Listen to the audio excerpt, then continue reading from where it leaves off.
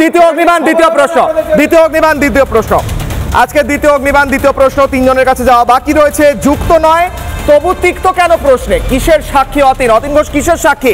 আমি যাব আক্তার আলীর কাছে। আক্তার আলী, অতীন ঘোষ কিসের সাক্ষী বলে আপনার মনে হয়? উনি বললেন উইটনেস সার্টিফিকেট দিয়ে গেছে, তারপর উনি আবার বললেন রোগী কল্যাণ সমিতি তো কোনো দুর্নীতি নয়, রোগী কল্যাণ সমিতির কাজ রোগীদের ভালো হচ্ছে কিনা দেখা, ওইটুকুই কাজ কি নাকি সত্যি সাক্ষী রয়েছে কিছু?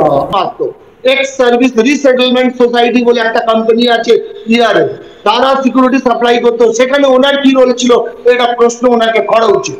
ওনার একটা গ্লোবাল বলে একটা সিকিউরিটি কোম্পানি আছে, সেটার আরজি করের সঙ্গে কি সম্পর্ক? যদি এটা স্ট্যান্ড হয়ে যায় না তাহলে ওনাকে জেলে যেতে হবে। কলম ডক্টর সুদীপ্ত রায় और অতীন ঘোষ মহাশয় মিলে চালাতেন। ওনার আন্ডারে এক আধিক লোক ছিল, যেমন অভিক দে থেকে আরম্ভ করে বিরূপক্ষ বিশ্বাস থেকে আরম্ভ করে আপনি সেটা টাইম টু টাইম দেখেছেন, তাদের বহিষ্কার করা হয়েছে, তাদের এগেনস্টে অনেক ইনকোয়ারি অনেক কিছু হয়েছে।